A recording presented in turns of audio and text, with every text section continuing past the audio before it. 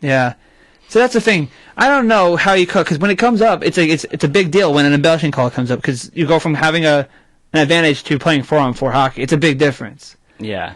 But I think they need to start making it a little more common. Now, again, maybe players aren't embellishing. That's why it doesn't get called. There's sometimes, again, might be looking more as a fan than as an objective party, but I see it. I think there's a lot of a fair amount. Definitely not as bad as basketball. Definitely not as bad as soccer, but there's a fair amount in there. But again, it's something that's part of the game, and it's got to be at the referee's discretion. And you guys got to need to find a. That's why you have the deterrent of fighting. Yeah, right. To call out guys. To make sure those guys stay honest. Mm-hmm. But there we go, going back to fighting.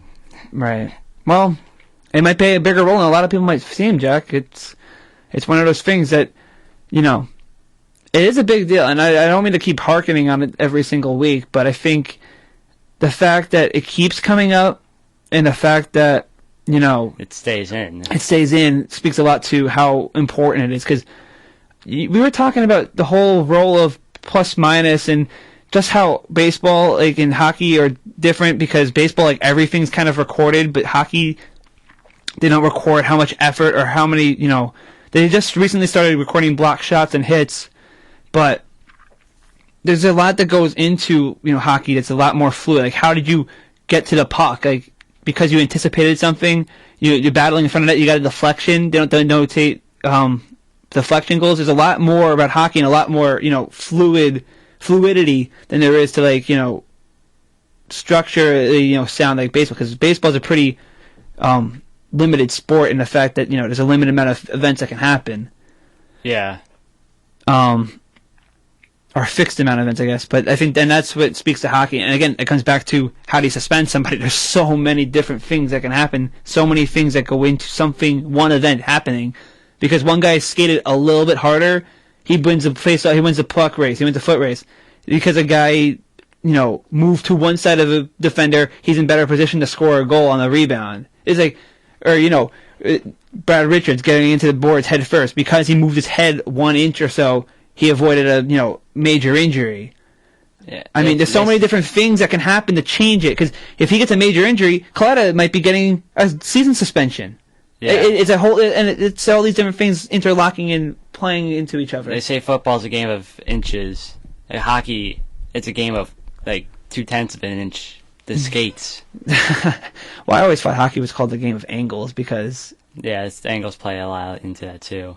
But yeah, I know what you mean. They play on a 1/4 inch sheet of ice and then 1/8 of an inch of a width of a skate blade. Yeah. So. Which is always the ultimate argument for why hockey is better than any other sport in the world. No question. No question. I don't think anybody listening will question us, Jack. Yeah. Hopefully, and if they do, then we're going to tell you. We're going to talk to you. We're going to have a Shanahan in-person hearing for 2 to 3 hours and tell you exactly why. Post to our Facebook about why you think some other sport's better, and then we'll just show you all these reasons why you're wrong. We're not mean guys, but we defend our sport with a lot of heart. We've had to for some time. Yeah, it's the best. It's the best. Yeah, but Bettman's making the argument pretty tough with all these lockouts. Yeah, well, Bettman. He's a basketball head anyway. He was not the right guy for the job. He's never the right guy for the job.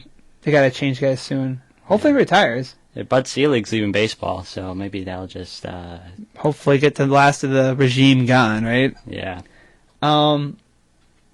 Colorado just scored a goal. They're about halfway through the first period in Winnipeg.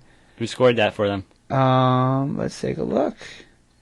It's a goal by Matt Duchesne with an assist from Steve Downey and where is it? It's not Ron Wilson, right? Is it Rob Wilson? I don't know what his name is.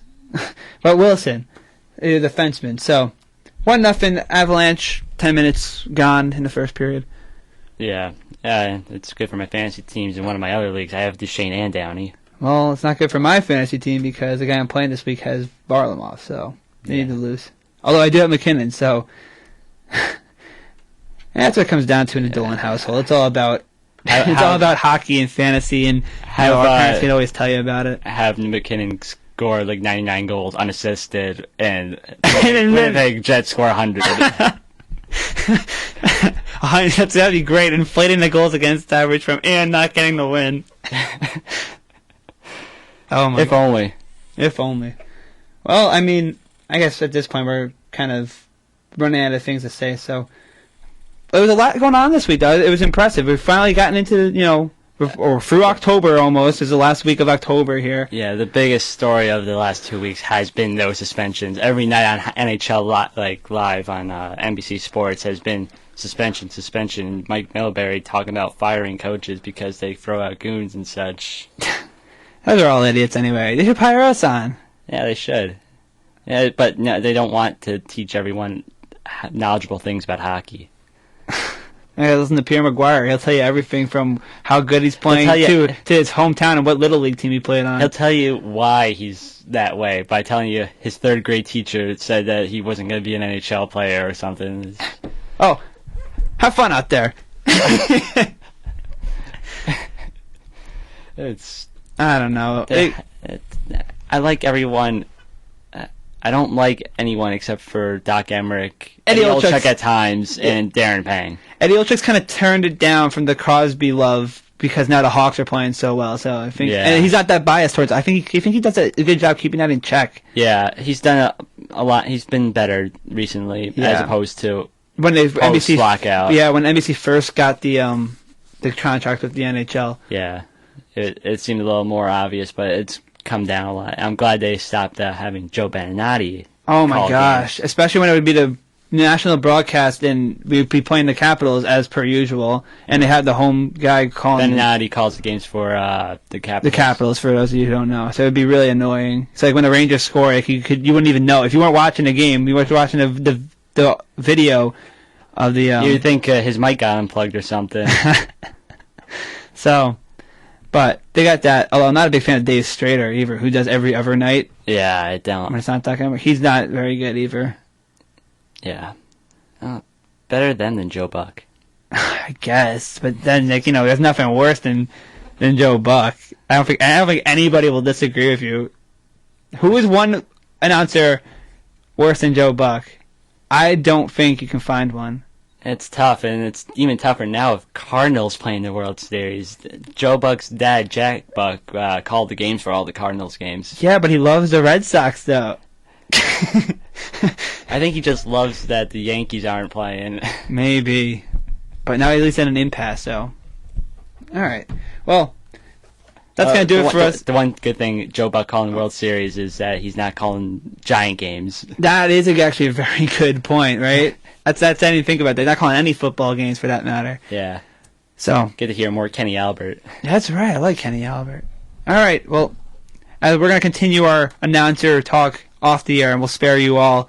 But thanks for tuning in this week. We're going to come back at you next week with a lot more hockey info. And, again, feel free to contact us on Facebook. Talk to us. We like getting feedback from everybody. So have a great week. Enjoy your hockey. November's here.